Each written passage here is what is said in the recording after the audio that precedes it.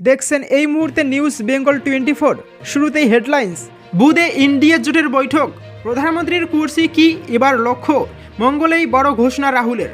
একজন বারবার ব্যর্থ হচ্ছেন জয়ের মুখ দেখাতে, অপরজন শুধুই জেতাচ্ছেন। নির্বাচনের ঠিক মুখে কেন্দ্র বদল, বড় ব্যবধানে হেরে গেলেন দিলীপ, প্রশ্নের মুখে বিজেপি নেতৃত্বই। হেরে গেল ছোকরা দেবাংশু, তমলুক থেকে জয়ী বিজেপি প্রার্থী অভিজিৎ গঙ্গোপাধ্যায়। দক্ষিণবঙ্গের তৃণমূলের পক্ষে অটুট সংখ্যালঘু ভোট, বাজিমাত লক্ষ্মীর ভাণ্ডারের। শুনছিলেন হেডলাইন্স, এখন বিস্তারিত। তার আগে চ্যানেলে নতুন হয়ে থাকলে অবশ্যই চ্যানেলটিকে সাবস্ক্রাইব করে পাশের বেল বাটনটি অন করে দিন, আর ভিডিওটিতে একটি লাইক দিতে ভুলবেন না। বুধে ইন্ডিয়া জোটের বৈঠক, প্রধানমন্ত্রীর কুর্সি কি এবার লক্ষ্য? মঙ্গলেই বড় ঘোষণা রাহুলের। 24 লোকসভা নির্বাচনে কেমন ফলাফল হবে তা নিয়ে শনিবার থেকেই আলোচনা চলছিল। প্রকাশ্যে এসেছিল একাধিক বুথ ফেরত সমীক্ষার ফলাফল। এর মধ্যে বেশিরভাগ সমীক্ষাতেই দাবি করা হয়েছিল এবার বাংলা সহ গোটা দেশে গেরুয়া ঝড় উঠতে চলেছে। তবে মঙ্গলবার দেখা গেল উলটপালট হয়ে গিয়েছে সব হিসেব।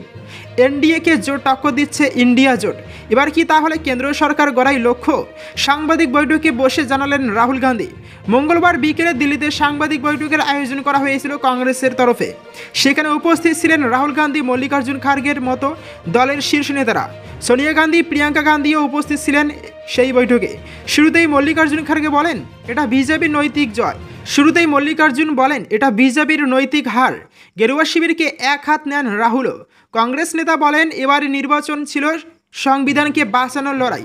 বিজেপি শিবিরের বিরুদ্ধে ইন্ডিয়া জোট ঐক্যবদ্ধ হয়ে লড়াই করেছে বলে জানান রাহুল। একই সঙ্গে সংবিধান হাতে নিয়ে দেশবাসীর প্রতি কৃতজ্ঞতা জাহির করেন তিনি। গেরুয়া শিবির যে একক সংখ্যাগরিষ্ঠতা পায়নি, তাতে এদেশের দরিদ্র মানুষের সর্বাধিক অবদান আছে বলে জানান কংগ্রেস নেতা। সর্বভারতীয় স্তরে এনডিএকে রীতিমতো টেক্কা দিচ্ছে ইন্ডিয়া জোট। এবার কি সরকার গড়াই লক্ষ্য নাকি বিরোধী হিসেবেই সন্তুষ্ট? সাংবাদিক বৈঠকে জিজ্ঞাসা করা হয় রাহুলকে। জবাবে কংগ্রেস নেতা স্পষ্ট জানান এই বিষয়ে জোট সিদ্ধান্ত নেবে। বুধবার ইন্ডিয়া জোটের বৈঠক রয়েছে, তার আগে এই বিষয়ে মন্তব্য করা উচিত হবে না বলে জানান তিনি। এদিকে এদিন বিকেলে সংবাদ মাধ্যমের মুখোমুখি হয়ে তৃণমূল সুপ্রিমো মমতা বন্দ্যোপাধ্যায় বলেন তিনি ইতিমধ্যেই রাহুল গান্ধীকে শুভেচ্ছা জানিয়ে মেসেজ করেছেন। তবে এদিন জোটের বৈঠকে যেতে পারবেন না বলে জানিয়েছেন মুখ্যমন্ত্রী। তবে তৃণমূলের সাধারণ সম্পাদক অভিষেক বন্দ্যোপাধ্যায় সেখানে পাঠাবেন বলে জানিয়েছেন টিএমসি সুপ্রিমো। যদিও এখনও অবধি কংগ্রেস নেতার তরফ থেকে কোনো রিপ্লাই আসেনি বলে জানান তৃণমূল নেত্রী। একজন বারবার ব্যর্থ হচ্ছেন জয়ের মুখ দেখাতে, অপরজন শুধুই জেতাচ্ছেন। একজন রাজ্যের বিরোধী দলনেতা, অপরজন শাসক দলের সেনাপতি। প্রথমজন দলকে বাংলার মাটিতে একের পর এক নির্বাচনে হার উপহার দিয়ে চলেছেন, অপরজন দলকে একের পর এক নির্বাচনে জয় উপহার দিয়ে চলেছেন। 24 ভোটেও সেই ছবির ধারা এক থাকলো। প্রথমজন শুভেন্দু অধিকারী ও দ্বিতীয়জন অভিষেক বন্দ্যোপাধ্যায়। 21 ভোটের পর শুভেন্দুকে রাজ্যের বিরোধী দলনেতা বানায় বিজেপি, কিন্তু তিনি বিজেপিকে তারপর থেকে কোনো নির্বাচনেও জয়ের মুখ দেখাতে পারেননি। তা সে পুরসভা নির্বাচন হোক কি পঞ্চায়েত নির্বাচন কি লোকসভা বা বিধানসভা উপনির্বাচন, ধারাবাহিকভাবে বাংলার মাটিতে নির্বাচনে হেরে চলেছে বিজেপি।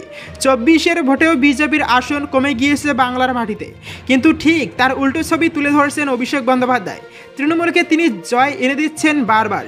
অভিষেক দলের সাংসদ হয়েছেন 2014 সালে, কিন্তু দলে তার আধিপত্য শুরু 21 বিধানসভার মুখ থেকে। তারপর থেকে সময় যত গড়িয়েছে প্রায় সব নির্বাচনে তৃণমূলকে জয়ের মুখ দেখিয়েছেন তিনি। দলকে শক্তিশালীও করেছেন। এবারেও তিনি দলকে বাড়তি আসন পাইয়ে দিয়েছেন।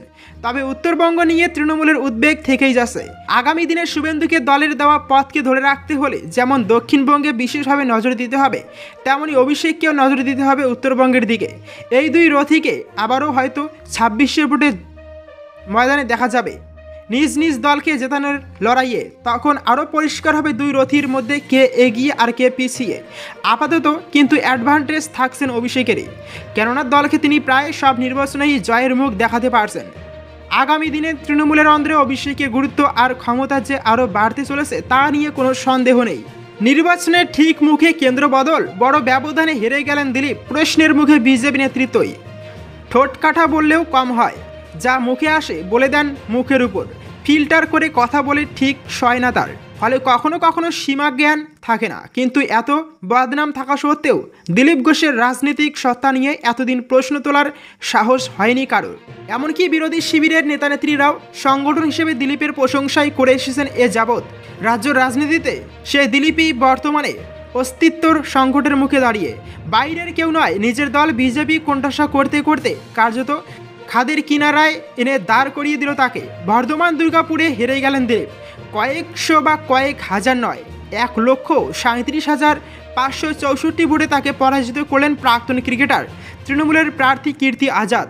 কোথাও যে একটা তাল কাটছে তা 2021 সালের বিধানসভা নির্বাচনের পরপরই বোঝা গিয়েছিল। তার নেতৃত্বে ভর করে বিজেপি 3 থেকে 77 আসনে উঠে এলেও আচমকাই রাজ্য বিজেপির সভাপতি পদ থেকে সরিয়ে দেওয়া হয় বিজেপিকে। বিজেপির কেন্দ্রীয় সংগঠন নামমাত্র সর্বভারতীয় সহসভাপতি করে রাখা হয়। রাজ্য বিজেপিতে দিলীপ ঘোষ বিরোধী গোষ্ঠীর চাপেই বিজেপির কেন্দ্রীয় নেতৃত্বকে দিলীপকে থেকে সরিয়ে দেন বলে গুঞ্জন শোনা যায়। সেই সময় দিলীপ যদিও সেই সময় নীরবতার বজায় রেখেছিলেন, মেনে নিয়েছিলেন দলের সিদ্ধান্ত, কিন্তু এবারের লোকসভা নির্বাচনের আগে বড় খাড়া নেমে আসে দিলীপের উপর। 2019 সালে যে মেদিনীপুর কেন্দ্র থেকে 88,000 ভোটে জয়ী হয়েছিলেন দিলীপ, সেই কেন্দ্র থেকে সরিয়ে দেওয়া হয় তাকে। দিলীপের তৈরি করে রাখা জমি দলের বিধায়ক অগ্নিমিত্রা পালের হাতে তুলে দেওয়া হয়। রাতারাতি দিলীপকে এনে ফেলা হয় অচেনা বর্ধমান দুর্গাপুর আসনে। দলের সিদ্ধান্তের বিরুদ্ধে যদিও মুখ খোলেননি দিলীপ, কিন্তু আক্ষেপের সুর স্পষ্ট শোনা গিয়েছিল তার গলায়। সেই অবস্থাতেও অগ্নিমিত্রাকে দিলীপকে বলতে শোনা যায়, জমি তৈরি আছে, জিতে নাও। এরপর থেকে বর্ধমান দুর্গাপুর কেন্দ্রে কার্যত পড়ে থেকেছেন দিলীপ। নিজস্ব কায়দায় প্রাতঃভবনের ফাঁকে চা চক্র থেকে বাজার ঘাটে মানুষের সঙ্গে কথা বলা, কিছুই খামতি রাখেননি তিনি। কিন্তু কোথাও যে সব ঠিক নেই তা প্রচার পর্বেই বোঝা গিয়েছিল। একই জায়গায় তাকে বারবার ঘোরানো হচ্ছে, কোনো ব্যবস্থাপনা নেই বলে প্রকাশ্যেই ক্ষোভ উগরে দিয়েছিলেন তিনি। তাই মঙ্গলবার সকালে দিলীপের জয় নিয়ে যখন সংশয় দেখা দিতে শুরু করেছে, তাকে বলতে শোনা যায়, কম সময়ে হঠাৎ করে লড়তে হয়েছে, বেশি পরিশ্রম করতে হয়েছে, আবার মনে হয় চমক অপেক্ষা করছে। কিন্তু দিলীপের পরাজয়ের জন্য বিজেপির কেন্দ্রীয় এবং রাজ্য নেতৃত্বকেই দায়ী করছেন দলের একাংশ, যে দিলীপ এক হাতে রাজ্যে বিজেপিকে তুলে এনে দাঁড় করিয়েছে তার প্রতি এমন কাম্য নয় বলে মনে করছেন অনেকেই। দিলীপের সঙ্গে একসময় বিজেপিতে থাকা বর্তমানে তৃণমূল বিধায়ক বাবুল সুপ্রিয় তাই কটাক্ষের সুরে লিখেছেন, বাই বাই দিলুদা।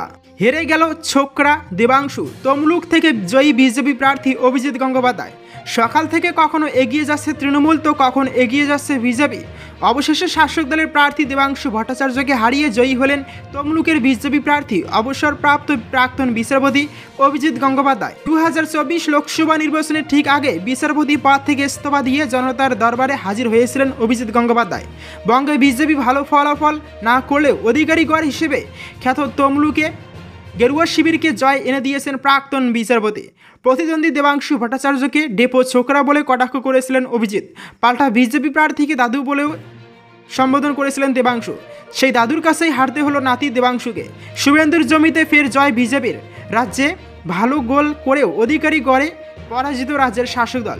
এদিন ভোট গণনার শুরুতেই দেবাংশুকে টেক্কা দিয়ে এগিয়ে গিয়েছিলেন অভিজিৎ।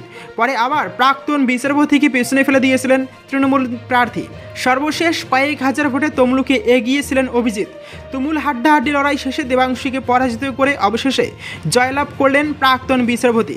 তৃণমূলকে হারিয়ে তমলুক লোকসভা কেন্দ্র থেকে 39,000-এরও বেশি ভোটে জয়ী হলেন বিজেপি প্রার্থী অভিজিৎ গঙ্গোপাধ্যায়। এক সময় প্রাক্তন বিচারপতি অভিজিৎ গঙ্গোপাধ্যায়কে নিয়োগে দুর্নীতি মামলায় একের পর এক ঐতিহাসিক রায় দিয়েছেন, আর এবার জনতার রায়ে জয়ী হলেন তিনি। উল্লেখ্য, এখনও পর্যন্ত বাংলায় 29 কেন্দ্রে এগিয়ে তৃণমূল, 12টি কেন্দ্রে এগিয়ে বিজেপি, 1টি আসনে এগিয়ে কংগ্রেস, বাম শূন্য। দক্ষিণবঙ্গে তৃণমূলের পক্ষে অটুট সংখ্যালঘু ভোট বাজিমাত লক্ষ্মীর ভাণ্ডারের। অমিত শাহের ডেপুটি নিশীথ প্রামাণিক কোচবিহারের তৃণমূলের কাছে হেরে গেলেও সামগ্রিকতার বিচারে উত্তরবঙ্গে এবারেও অটুট থাকছে গেরুয়া ঝড়। সেখানকার 8টি লোকসভা কেন্দ্রের মধ্যে 6টি তাদের দখলেই থেকে গেল। সেখানে তৃণমূলের সপক্ষে খুব একটা গেল না সংখ্যালঘু ভোট এবং লক্ষ্মীর ভাণ্ডারের ম্যাজিক। অথচ দক্ষিণবঙ্গের সংখ্যালঘু ভোট ব্যাংক কার্যত পুরোপুরি একচেটিয়াভাবেই থেকে গেল তৃণমূলের দখলে। একই সঙ্গে সেখানে ভেলকি দেখাচ্ছে লক্ষ্মীর ভাণ্ডারও। তথ্য বলছে 19 লোকসভা নির্বাচনে দক্ষিণবঙ্গের 34টি লোকসভা কেন্দ্রের মধ্যে বিজেপি পেয়েছিল 11টি আসন, কিন্তু এবারে সেই 11টি আসনের মধ্যে তারা 7টি আসনেই হেরে গিয়েছে বা হারছে। এর নেপথ্যে কাজ করেছে সেই সংখ্যালঘু ভোট ব্যাংক এবং লক্ষ্মীর ভাণ্ডারের ভেলকি। তবে তৃণমূল 19 ভোটে কাঁথি ও তমলুকে জয়ী হলেও এবার সেই 2 আসনে এগিয়ে থাকছে বিজেপি। বিষ্ণুপুর, পুরুলিয়া, রানাঘাট ও বনগাঁতে এগিয়ে থাকছে বিজেপি। তৃণমূলের জন্মের সময় থেকেই দলের সব থেকে বড় সহায়ক ছিল এবং আছে সংখ্যালঘু ভোট ব্যাংক। এবারেও এই 24-এর ভোটেও সেই সংখ্যালঘু ভোট তৃণমূলের পাশেই থেকে গেল। উত্তরবঙ্গে সেই ভোট ব্যাংক পুরোপুরি তৃণমূলের পক্ষে না থাকলেও দক্ষিণবঙ্গে তা থেকে গেল তৃণমূলের পাশেই। আর তার জেরে এবারে তৃণমূল দক্ষিণবঙ্গের 28টি কেন্দ্রে জিতে গিয়েছে। তৃণমূলের এই দক্ষিণবঙ্গ জয়ের নেপথ্যে কাজ করেছে লক্ষ্মীর ভাণ্ডারও। কিন্তু উত্তরবঙ্গে কেন লক্ষ্মীর ভাণ্ডার সেভাবে কাজ করলো না তা নিয়ে প্রশ্ন থাকছেই, যা নিয়ে রাজ্য শাসক দলকে ভাবতেই হবে। কেননা মাত্র 2 বছরের মাথাতেই আছে বিধানসভা নির্বাচন। বিজেপি তখন কিন্তু প্রাণপণ চেষ্টা করবে উত্তরবঙ্গের 54টি বিধানসভা কেন্দ্রের মধ্যে অন্তত 40টি বিধানসভা কেন্দ্রে জিততে। আর যদি তা সম্ভব হয় তাহলে আবারও কিন্তু পৃথক উত্তরবঙ্গ রাজ্য গঠনের ডাক উঠবে। বিঘ্নিত হবে উত্তরবঙ্গের শান্তি ও শৃঙ্খলা, বিঘ্নিত হবে উত্তরবঙ্গের উন্নয়ন। একই সঙ্গে প্রশ্ন থাকছে পাহাড়কে নিয়েও, সেখানেও কাজ করেনি লক্ষ্মীর ভাণ্ডার বা সংখ্যালঘু ইস্যু।